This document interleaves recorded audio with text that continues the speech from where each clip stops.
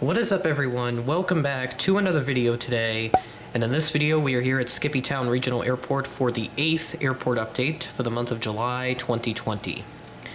Not much to note in terms of aircraft, but in terms of upgrades, we've got one big upgrade. One of the big things that you'll note at Skippytown Regional Airport, starting with this update, is a brand new cargo building for the cargo aircraft. I was inspired by watching a couple different airport update series, and I noticed that someone had a similar design to what I have here. So I decided to use a piece of dry foam and then just tape some paper on it and then printed out some decals like the FedEx decal and UPS decal, and then I colored in some small squares that I cut out with a black pen. I did not have a Sharpie on me, so I just used a black pen, but nevertheless it came out pretty nice. And yes, I know the FedEx logo looks a little wacky. It kind of looks like it's on fire there with the EX. I'll have to get that fixed by the next update, but for now, you're just going to have to deal with a FedEx logo that looks like it's on fire.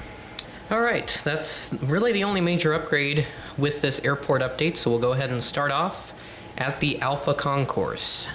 The Alpha Concourse is relatively packed this time around. It's actually the first time I've seen a lot of aircraft at the Alpha Concourse, whereas the Bravo Concourse is not really that busy, usually the other way around, but we'll go ahead and start at Alpha 2. We got an aircraft parked there. I think this is the first time we've had an aircraft at that gate, but this is an American Eagle Embraer ERJ-135 arriving in from Chicago O'Hare, and he's going to be going back to Chicago O'Hare in about 45 minutes. He's just pulling into the gate, and it looks a little weird with all the coins there. These are really old gate jet bridges that I got many years ago, and they just fall into some sort of disrepair.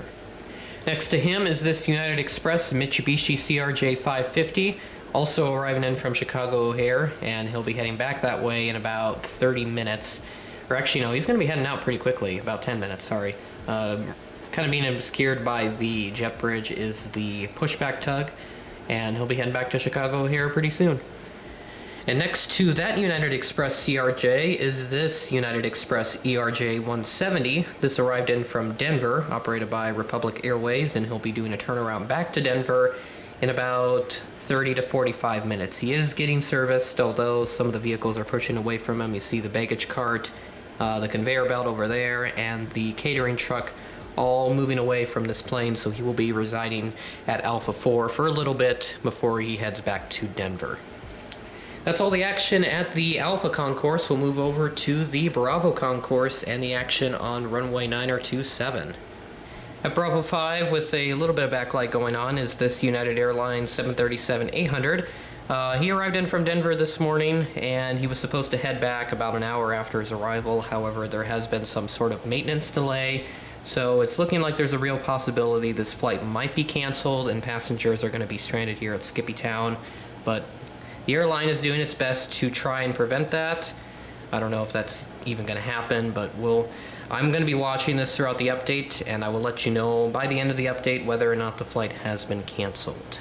At Bravo 3 is my Alaska Airlines Airbus A320, a bit of a change from the last update when we had the 737 here. They decided to do an aircraft swap, but that works for me.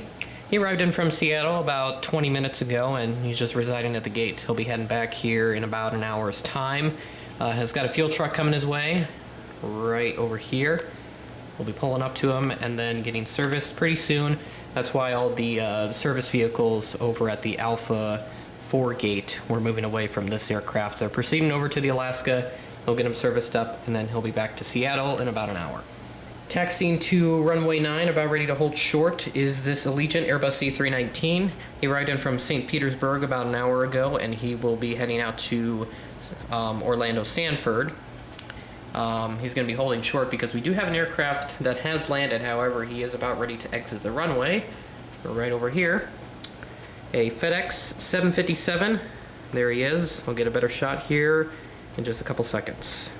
Alright, here is the FedEx 757 that hopefully shouldn't be holding up the Allegiant any longer. He arrived in from Memphis, and in about a few hours he will be heading back to Memphis, and he's going to be occupying the spot that another aircraft is currently occupying but is getting pushed back from it, so should be able to occupy it in just a few minutes. We'll pop over to that aircraft right now. And our final aircraft for this airport update is this FedEx 767 freighter. He arrived in from Indianapolis about, I want to say 5 to 6 hours ago, so he's just been residing here all day. And he'll be heading back to Indianapolis, and then he'll be doing a flight over to Memphis, so he's just kind of doing a weird connecting thing, backtracking to Indianapolis from Memphis. I really don't know. But yeah, he's just going to be heading to Indianapolis and then to Memphis. And that is about it for this update. Like I said at the beginning of the update, the only notable thing that you're going to see is this new cargo building, again inspired by a couple other YouTubers that have airport update series and kind of did a design similar to what I saw. Yeah, I think it came out pretty nice. The tape is kind of starting to wear down, so that's why it looks a little weird, but I will try to get that fixed. And I will get that FedEx logo fixed by the next update. It kind of looks like it's on fire, I know. I know a couple people would probably have made some sort of remark on it had I not mentioned it. But yeah, that is about it for this airport update. And a quick announcement regarding the airport update schedule. On the first Friday of the month, I've decided to just end Duluth entirely. I know you guys made some decent suggestions for the whole bi-monthly schedule that I wanted to do between Duluth and another airport, but I just decided to cancel it outright. Don't worry though, your suggestions are not going to go to waste. I will put them to Random Model Airport Updates Episode 5, and I will see what I can do with that. So your suggestions are not going to go completely to waste. I'm not going to take apart Duluth though. I'm going to leave it up because I want to do something special for it here in the future. Stay tuned for that. But that's about it for the video, so thanks for watching, and I will catch you in the next video.